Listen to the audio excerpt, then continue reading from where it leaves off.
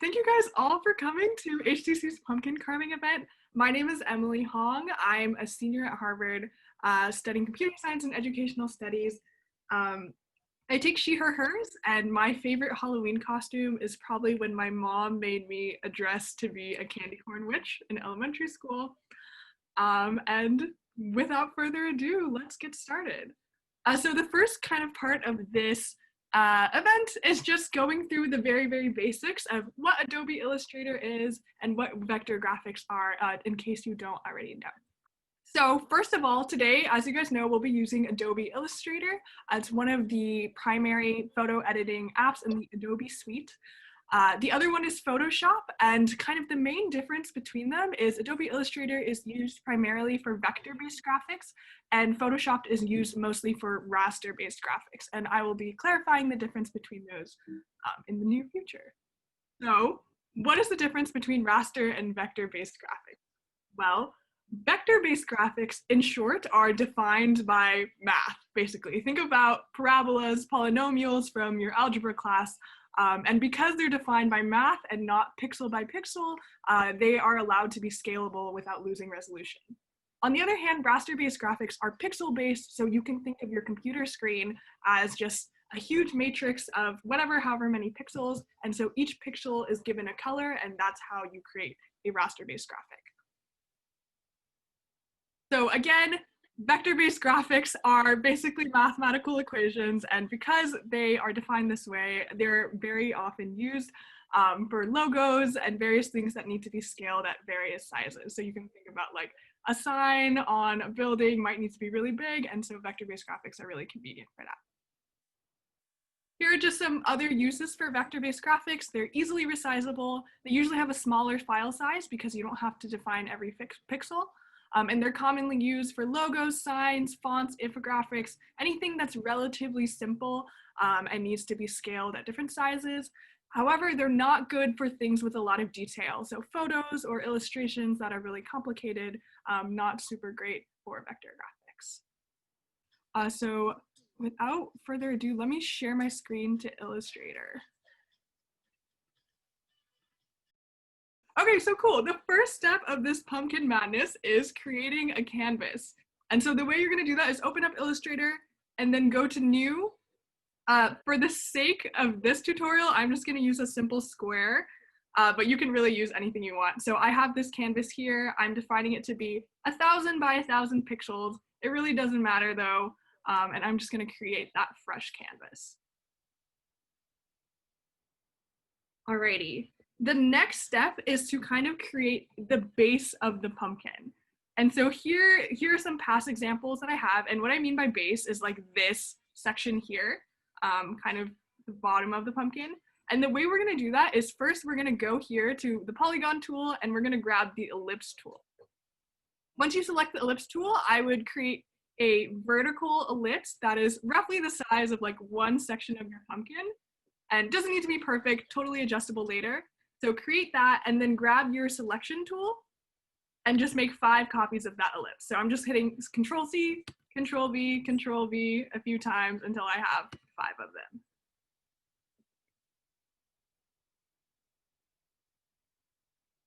Alrighty, for the sake of kind of just being able to see what's going on here, I'm gonna go ahead and set my fill color for these ellipses to be transparent and the stroke color to be black, and that's all defined in this panel here. Cool. From there, we are going to use the align tool to kind of set up how I want these ellipses to be, to create the base of the pumpkin. So first, I'm going to set my ellipses to be about the width that I want my pumpkin to be. So these, don't worry about these being uneven. We're gonna fix that later. So I want it to be about this wide in total. And then what I'm gonna do is I'm gonna select all of the ellipses and go to align here. And then I'm gonna set the vertical centers to be the same. So this just makes sure that vertically they're all aligned together. Okay, and then as I mentioned, these are unevenly spaced horizontally, so I wanna fix that real quick, and that's gonna be this button with the horizontal distribute space. So if I click that, actually, let me fix this real quick. So right now, kind of the mistake that I made was I'm aligning to the artboard, and the artboard is just the whole canvas, so it distributed the horizontal space within my whole artboard. What I actually want to do is align to selection, so it's only going to be the ellipses that I selected. So I'm going to go back, set the width to be however I want it to be. That looks about right to me. Go back to align. Since it's aligned to selection, I'm going to horizontal distribute space, and that should set my ellipses to be about evenly apart. All right, how are we so far? Good-ish, holding on. Cool, amazing. Okay, the next step is kind of giving some character to your pumpkin. So this would be kind of a boring pumpkin. I mean, it's like a weird cylinder. So I'm gonna adjust the sizes of some of these edges to make it, I don't know, a little more lumpy and pumpkin-y. So I'm gonna make that one a little shorter. I'm gonna make this one maybe much shorter. Maybe we'll put the middle one a little taller and a little fatter. Something like that. Give it some character. Feel free to do whatever you want here. And then now it's kind of unaligned again. So I'm just gonna go ahead and align it again. So again, I'm gonna do horizontal or vertical align center, maybe this horizontal guy, and then maybe I'll add some finishing. Just, I want this to be a little skinnier. This one wants to be a little shorter, etc. Cool. And once you're kind of satisfied with your base pumpkin shape, we're ready to move on.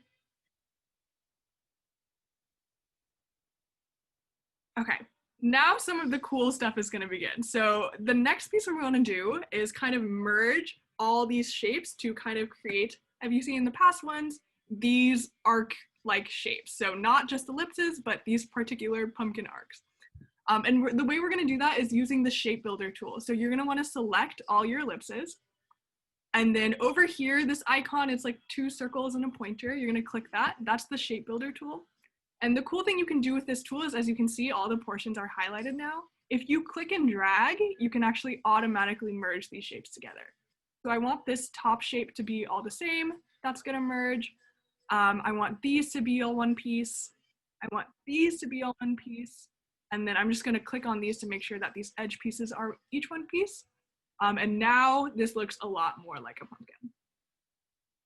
One person asked where the align tool was again. Yes, okay, so if you select an item, it's popping up for me, but that might be a default. You can also go to Window and Align, and that should bring up the Align window.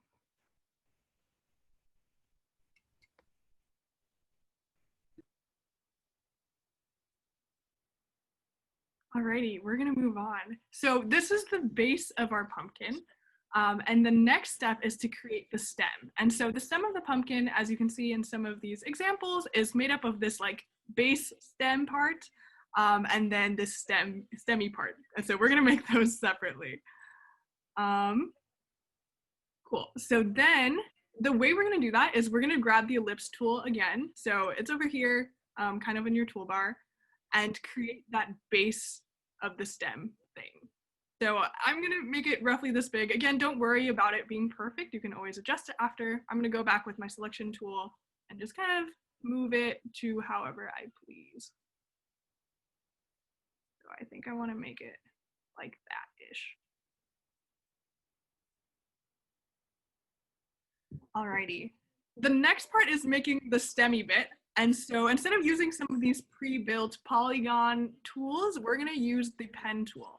And the pen tool is just another way to make these kind of curves and anchor paths to make, I don't know, these vector images.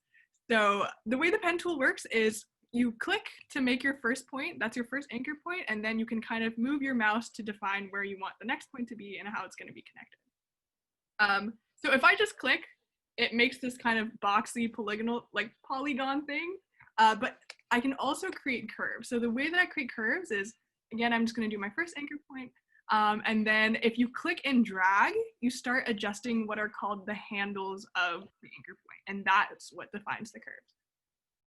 These are super fun to play with. It might be fun to just click and drag and play with how they behave and get a feel for how this works, but yeah, feel free to shape your stem however you would like. This is coming out kind of weird.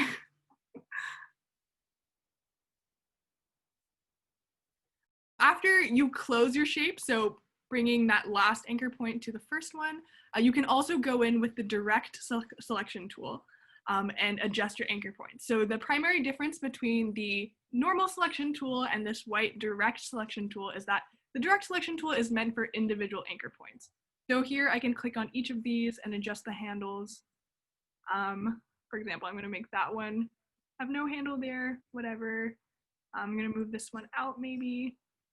Another cool thing with the anchor points is you can choose whether to have the handles or not. By here, there's like a convert menu. So if you hit this one, it'll get rid of the handles automatically. If you click this one, it'll kind of create the handles and kind of guess what it thinks you might have wanted. Okay, so after you have your stem however you want, again, it doesn't need to be in the right position yet. I'm going to grab the direct selection tool and put it kind of on the pumpkin where I want it. So I'm going to put it here. Maybe I'm going to rotate it a little bit. And more or less, I think I'm pretty satisfied with that. Alrighty, the next step is merging this stem shape similarly to the way that we did this base of the pumpkin. So I'm going to select this stem, or like kind of the relevant shapes to the stem. One way to do that is just click and drag with the selection tool, grab all the shapes you want. Another way to do it is click on each of them individually and then actually hold shift to select multiple. So either method works, but you need to select all of these shapes. I need this one too. Then you grab your shape builder tool again and do some magic stuff. So I'm going to merge these to make it look like it's behind the pumpkin. And then I'm going to merge this guy to keep my original pumpkin base.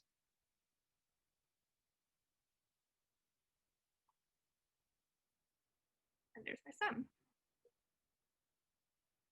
The next step is to kind of create, as you can see in these example images, these highlight sections. And we're going to do that with the shape builder tool, which is basically this entire tutorial. So let's get started on that. First, I'm going to do the base of the pumpkin's highlight pieces. And the way I'm going to do that is just selecting the whole base of the pumpkin. And then I'm going to copy and paste it. And then drag that whole shape such that it's directly below the original base. So I think this size seems pretty satisfactory to me. I'm going to leave it there. And if you want to move something directly in one direction, so like only to the left or only to the right, you can use the arrow keys on your keyboard.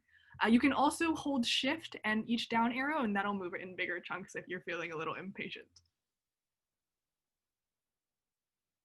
Okay, the next step is we are going to grab all of these and use the shape builder tool again to make sure we're keeping the shapes that we actually want.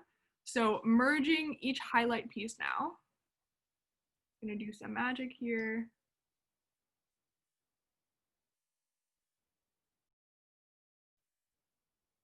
I think these need to be merged as well. And then this bottom part is extraneous. And so what I can also do with the shape builder tool is if you hold Option, if you're on a Mac, it'll remove these additional pieces. So you can see the plus sign turn into a minus sign, and I can just click and drag. Oh, that was a mistake. Click and drag and get rid of those.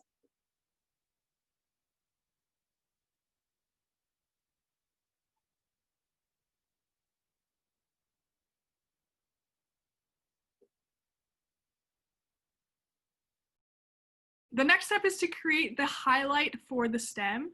Real quick, I'm just going to delete this kind of extra thing that's appearing here. Maybe I'll get rid of it later, but we're going to do the highlight for the stem. And the way we're going to do that is, again, using the shape builder tool, but with a slightly different technique. So I'm going to grab the pen tool again and create a path that kind of defines how I want the highlight to look and divide the stem.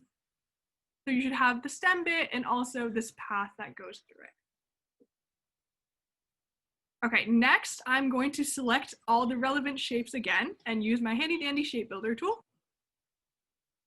And I'm going to click on each of these sections to kind of say, hey, make this a shape.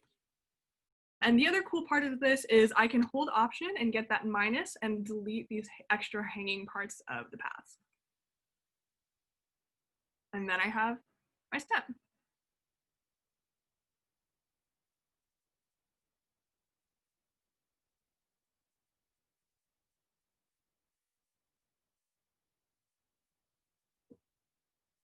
As you can see here, these are some of the pieces and they're kind of how I would like them to be, which is good. I think I have something weird going on here with this extra line, so I'm gonna try and fix that.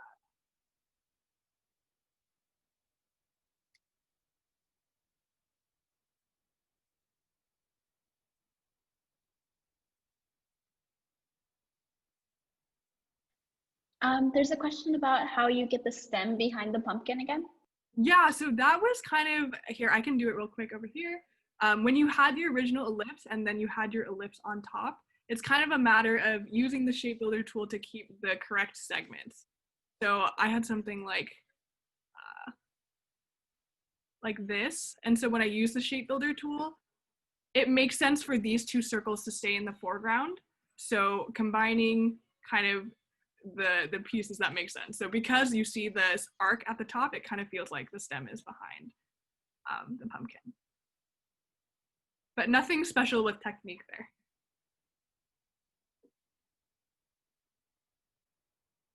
Okay, is there a quick way to duplicate a shape onto itself?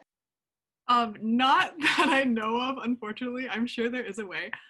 But if you create a shape and then have smart guides on, so if you go to view and then enable smart guides, that's the setting that has kind of been creating all these pink lines for me to give me suggestions. And you copy and paste, it will probably, I think it will kind of link onto itself. So it'll line the centers and that'll be on the same area. Great question.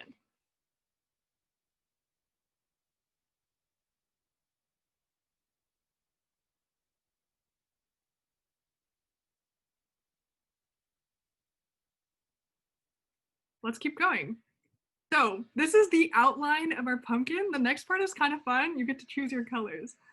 So I'm gonna do this pumpkin base first. I'm gonna grab this middle guy and somewhat randomly choose an orange that appeals to me. I like to make the middle one more yellow. That's kind of just like a way to highlight in a, I don't know, I think it's a slightly more interesting way. So I'm just gonna choose this orange. And that's by here, this is the fill color. So when you select the object, just double click this and it should pop up with the color picker. So that's gonna be my middle color. I'm gonna make it kind of symmetrical. You totally don't have to, you can do whatever you want. So I'm gonna select this guy and this guy at the same time. So again, just hold shift when you click and make these the same color. And actually, to make sure that my colors kind of go with each other better, I'm going to select these and then use the color picker to make them the same as the previous and then adjust it from there. So now my color picker is loaded with that and I can just kind of move it slightly more red. I'm gonna do something similar for the outermost ones.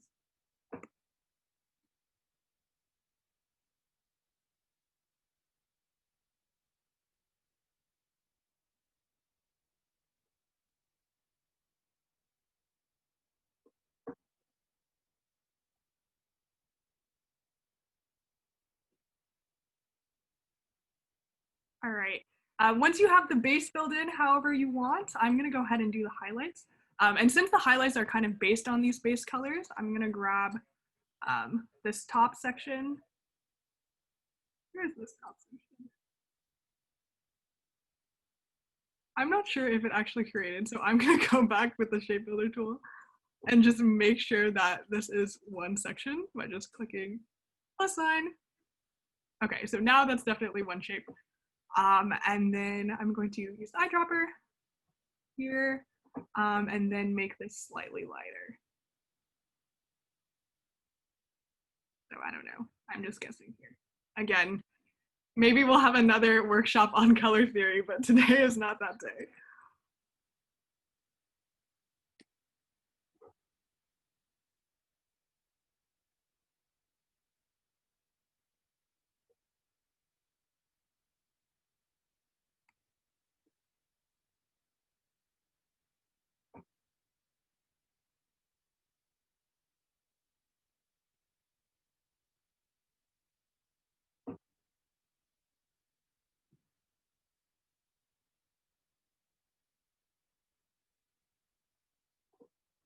Once you're done with the base of the pumpkin, go ahead and move to the stem. So I'm gonna make this the darker part of the stem, and this is gonna be like the highlight.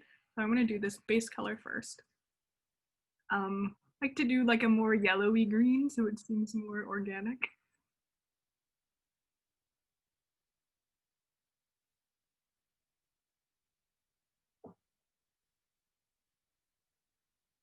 And I'm just gonna shift the highlight yellow a little bit.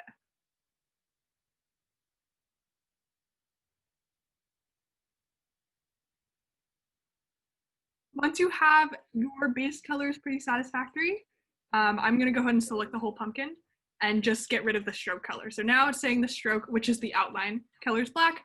I wanna get rid of it. This is the symbol for transparent.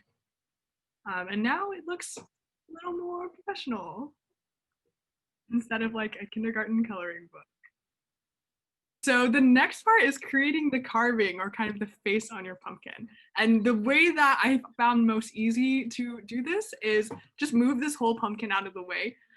So a way to kind of move things easily once you're done with them is select all the pieces and then right click and hit group. And that kind of makes all your pieces go together. And so now when you drag one, they all drag together. Another way you can do is select all of them and then hit Control G. That's just a handy shortcut. If you're curious, here in the layers menu, and you can open that if it's not already open by going to Window and Layers, you see that all of these individual shapes here that we've been making are all in one group. Cool, so I'm just gonna move this to the side and then make my face. So I think in general, when you're making vector images, since you're not really drawing, it's, I think, smart to think in your head, like maybe on a piece of paper, like what you want the thing to look like first and kind of match it to your sketch. I'm just gonna do something random here. So I recommend using all of these polygon tools. I think that's a pretty common carving thing. You can also make your custom carving with the pen tool and also the curve tool, which is a super convenient version of the pen tool that guesses what size curves that you want. Feel free to play with that, but I'm just gonna stick with some of these polygons and make something a little weird.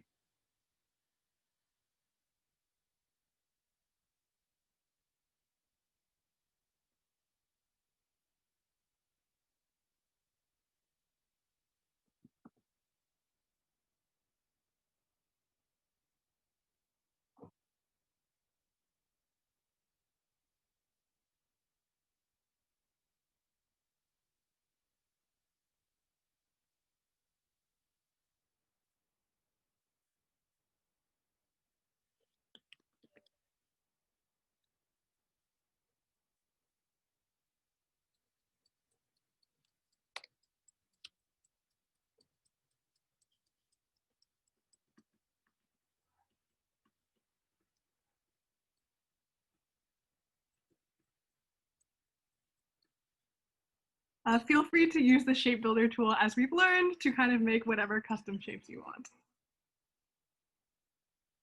So that's gonna be my eyeball.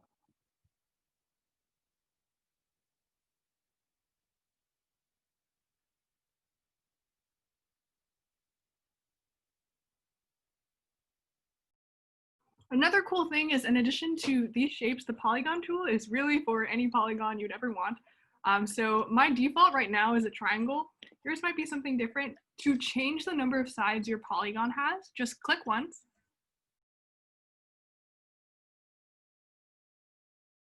And you can choose how many sides you want. So I could do like, I don't know, 30, and that's basically a circle. But you can choose anything that you want.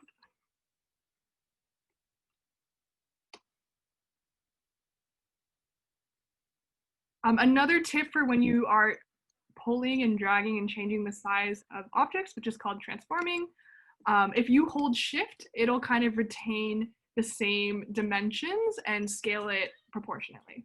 Otherwise, if you let go of shift, it kind of goes wild and you can do whatever proportions you want.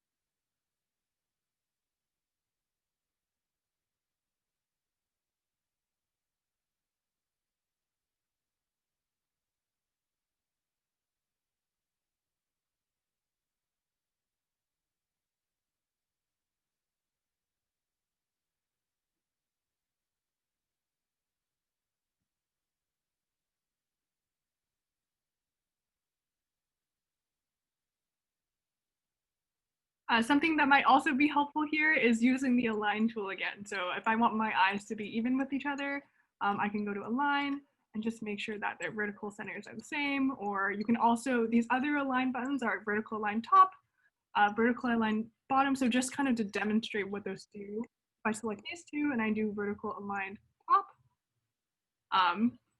it will do that and accordingly. So you can feel free to play around with those options. There was a question of how did you bring up the menu with the number of sides once you're using the polygon tool? Yes, so go to the polygon tool and then just click once, and then it should bring up that box. So the next step of this is, as you can see in the carving, we've kind of made this shadow piece to make it seem like you are cutting into a three-dimensional pumpkin. And so we're just gonna go and add that, and it's super, super similar to the highlight thing that we did earlier. So what I'm gonna do is I'm actually gonna select the whole face or whatever carving that you designed, copy, paste, move it directly on top, and then move it down again, however much you want that shadow to be. So I'm pretty satisfied with that. I'm gonna select all these pieces, and then use the shape builder tool again to keep the pieces I want and get rid of the ones that I do not want. So this part is part of the shadow, and I think I want to get rid of this and this.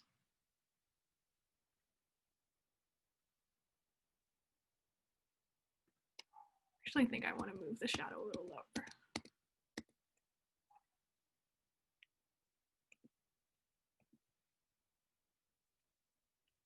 Maybe to like here. Okay, let's try that again.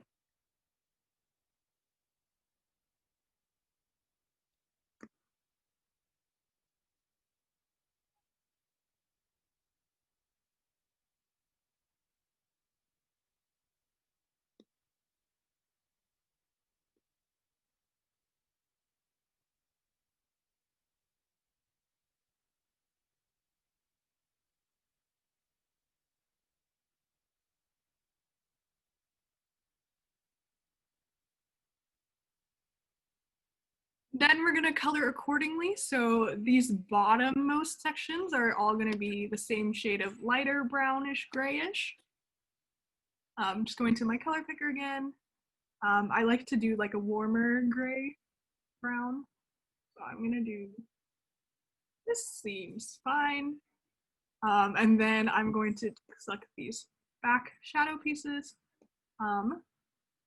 Set it to be the same as the lighter one so I can move it directly darker. And with shadows, I like to make it a little less saturated. So that's like towards the gray side of your color picker.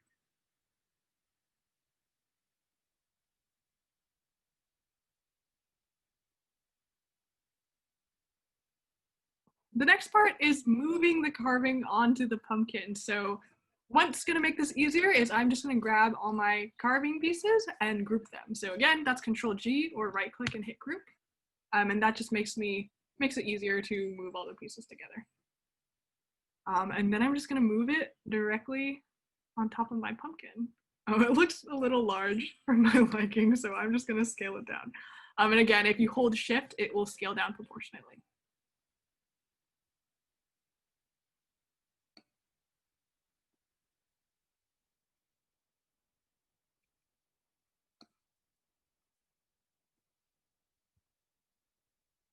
This is also a good time to use the align tool. So if you select the pumpkin and your carving, given that they're both grouped individually, you can go ahead and use the align tools again to align them however you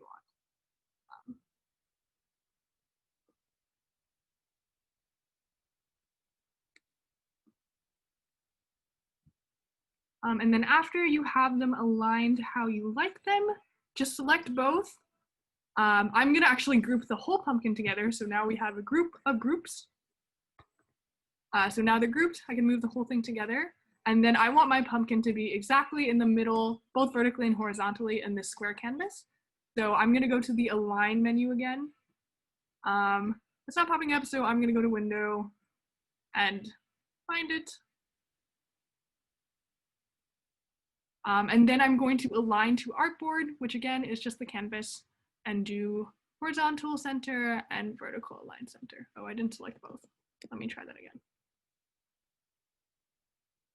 So I need to group these and then align them to my canvas. What's going on?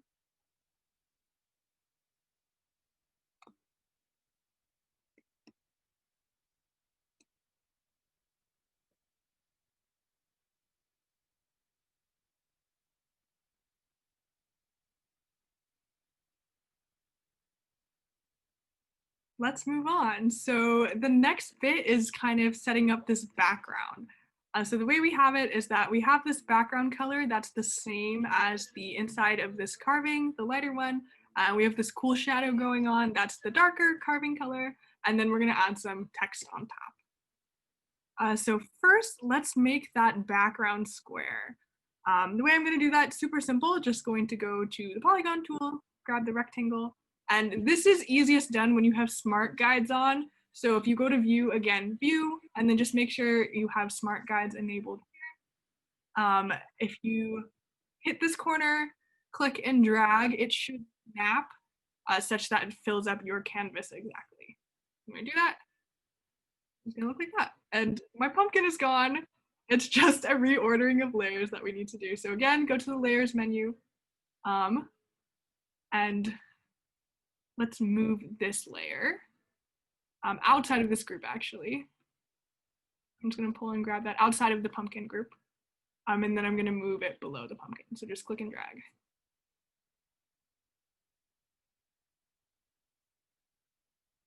Okay, next we're going to make that shadow on that pumpkin, and I'm just gonna do that with a simple rectangle. So first of all, I'm gonna actually lock this layer. So as you can see here, it's kind of interfering with everything because it's the whole background. So to lock a layer, just go to layers menu, and then this area here is the lock. And that just makes it so you can't move it, interact with it anymore. And you can always unlock it if you need to edit. So I'm just gonna lock that really quick. And then I'm gonna drag out a rectangle that's roughly the size that I want. And then I'm just going to rotate it. And to rotate, you just go to the corner. You have this rotate thing come up and then just click and drag to rotate to be the shadow that I want. I think I'm gonna line it up to like kind of this side of the pumpkin here and the top of the stem there.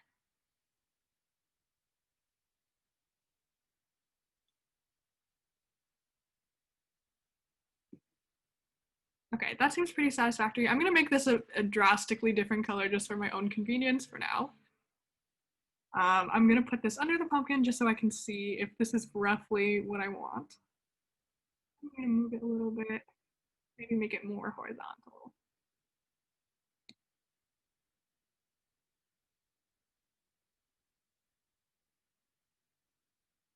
Okay, that seems pretty satisfactory to me. Now we're gonna keep the pieces of this that I want. I don't want this guy here. I don't want this edge piece here. So the way I'm gonna do that is just shape builder tool. Grab the pieces that are relevant, hit shape builder. I'm gonna get rid of these extra pieces. So the problem here actually is if I hit minus, it's gonna take away that whole chunk. And that's because if I scroll in really far, there's actually some space here. So I'm gonna reposition that rectangle first.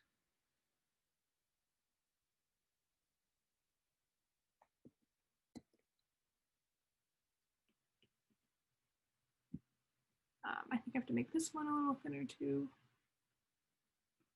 Well, let's try that again.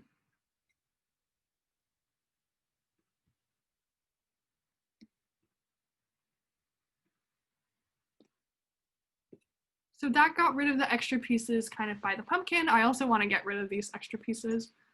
This doesn't really matter functionally because when you export your image, it'll actually just crop out everything that's not in the canvas anyway. So I'm just gonna unlock that background layer that I had locked before, select that, and this square rectangle thing, and then get rid of that excess. Again, just hold Option and click.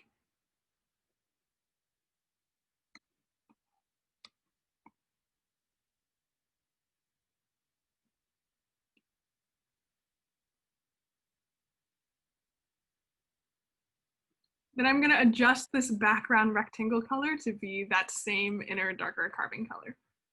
And that's, again, with this color picker tool. Looks like this background one is not the color that I wanted, so I'm gonna set that to be the lighter one. There we go.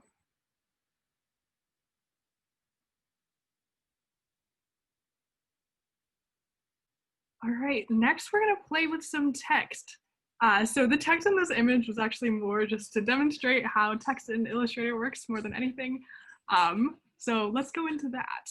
I'm just going to lock actually all my layers so far because I feel like I'm done with them. Maybe I can edit them later, but I don't want the text to interfere. And let's get started on the text. So to do text in Illustrator, use the type tool, which is just the T, grab it, and then I'm just going to change my color first really quick so we can see the text. And then there's kind of two ways to do text. So the first way is if you just click, you can make text that's infinitely long. There's no bounding box. So this will go on forever and beyond the canvas. The other way to make text is to define the bounding box ahead of time. So if you click and drag instead, when you type text, it'll make sure that it stays within that box. Both are usable. I'm just going to use the prior method because I know my text isn't very long. So I'm going to do that, and I'm just going to type Carve Design Go.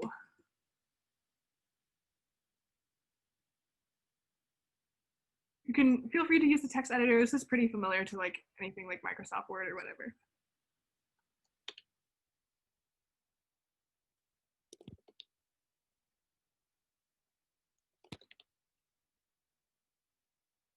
Another cool thing is you can change the font size here, but you can also transform this text directly. So if you use this box here, you can click and drag and you can change your text to be, and if you notice here, the font size is also changing. You can change your text to be whatever size you want. Again, hold shift and transform if you want to keep the proportions.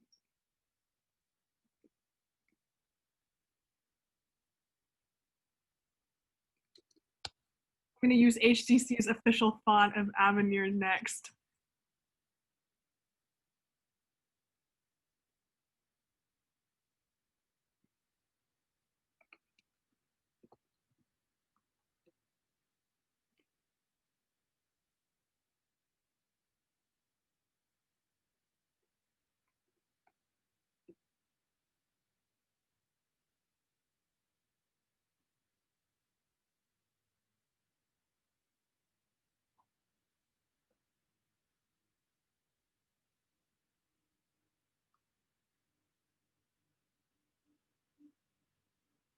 Alrighty.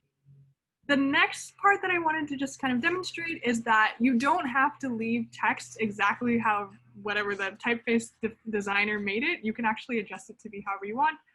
So if you notice, there are some logos where it's basically just some typeface and they write some word and then they adjust one of the letters or something to be a little clever. So this is the way that you do that. What you want to do is you're going to select whatever text you want, and then you are going to create outlines. So what that is go here and go to the type menu and go to create outlines and just click that. And then it basically kind of traces your text and makes them each individual vector objects.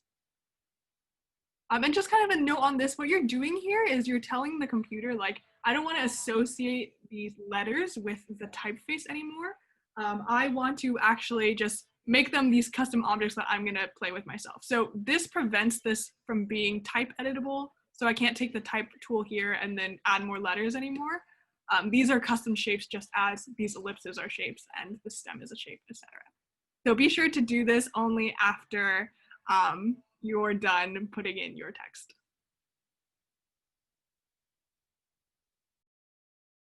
All right, once you've created outlines on whatever text you wanted, go ahead and use the direct selection tool to kind of adjust these paths however you want. So I'm going to extend the lines of this H to kind of go off the canvas. So I'm just going to select these anchor points, and you can select multiple anchor points to make sure that these are relatively in the same position. So I'm just going to click and drag.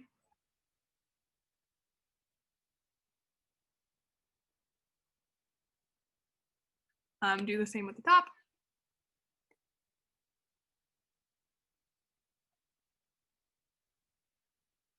I don't know, I'll probably do something the same with the N here. This is kind of arbitrary for the sake of tutorial, but lots of cool things you can do with the text here.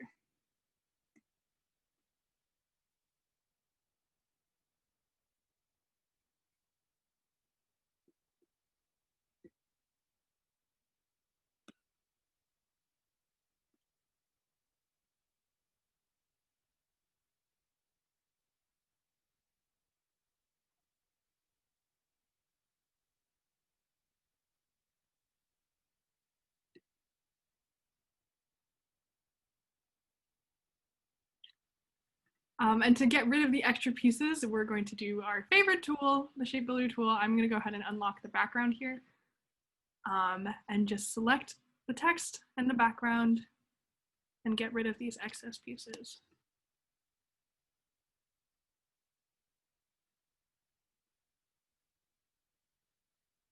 Then I'm going to move this text below my pumpkin in the shadow and make it the same color as that darker shadow piece.